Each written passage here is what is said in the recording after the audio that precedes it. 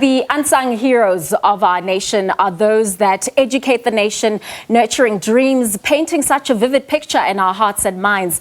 And those pictures last a lifetime and forge future career paths.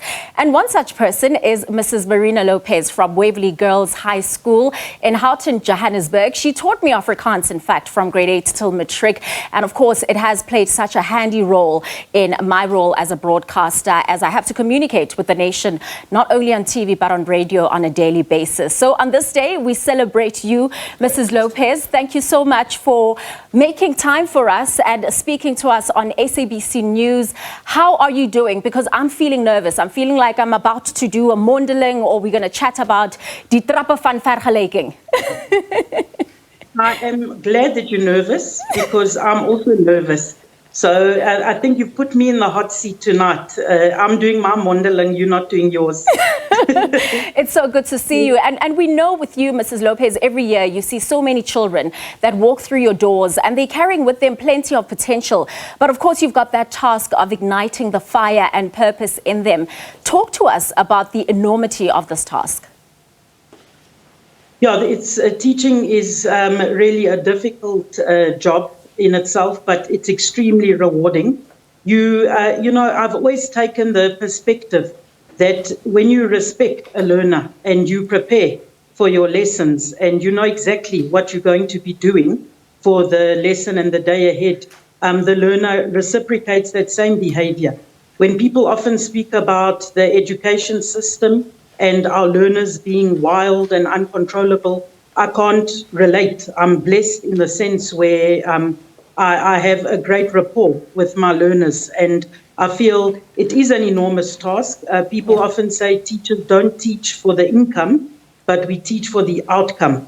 So I do believe in being prepared, being passionate, showing the learners that you really care with your whole heart, and being in the profession for the profession itself, you know, what it's there for, not for the holidays or anything like that, but actually having a love for what you do, and that is what I really have.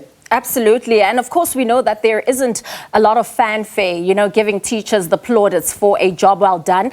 But it must be so rewarding to see some of your former students flourishing and becoming important members of society.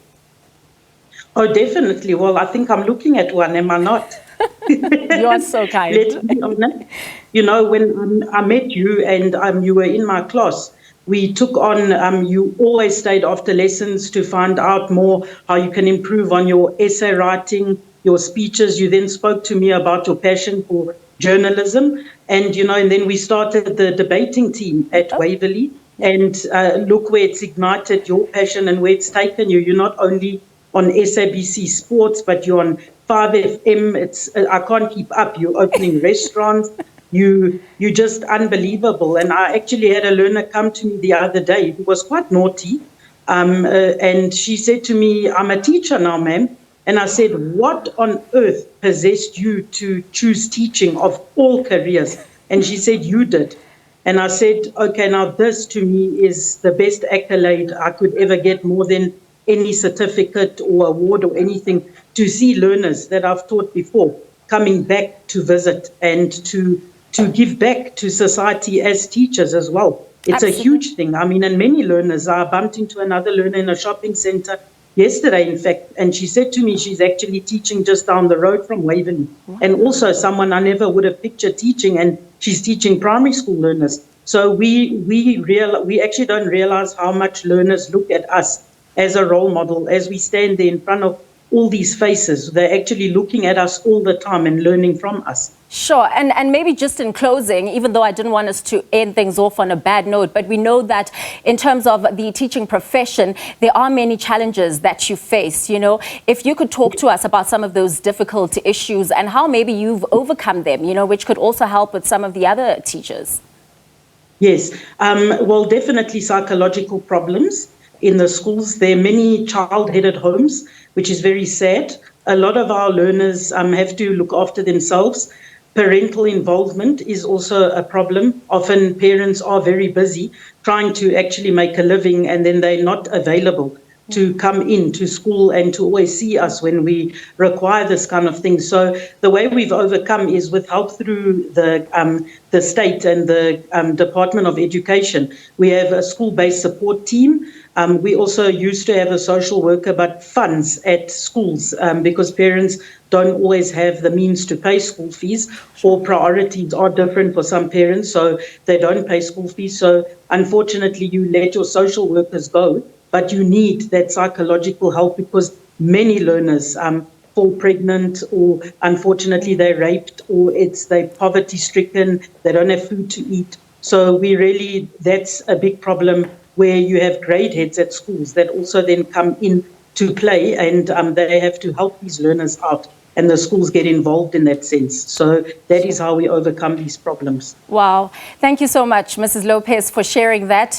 I know that Bongiwe and Iman are also here with me in studio. They want to ask you a couple of questions, and I'm very worried about the questions that they're going to be asking. Yeah, we were about to say, not so fast, Koli. Thank you so much for helping build this formidable human being that we get to work with every single day. So appreciate it. But now that's all fun and games and lovely. So you've told us the PR spin.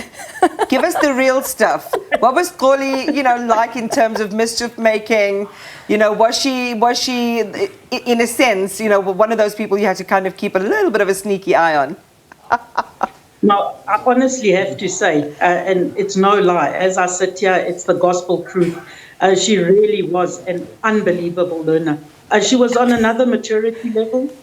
Someone I could honestly have an adult conversation with. Wow. Not a learner. She just had a view of the world in a different sense. And I can see that in her now as an adult, what she's achieved, what she's done, the passion that she had for languages, the passion she had for speaking and performing and fulfilling her dreams. I'm utterly proud of her and honored that she invited me to this interview tonight. It's something that I'll never forget, and I've kept in touch with her, and I'll never forget her. She certainly is an unbelievable, I wanted to say learner, but young lady. Well done, Koli. Oh, thank you so much, Mrs. Lopes. I'll make sure I send through that EFT that we spoke about.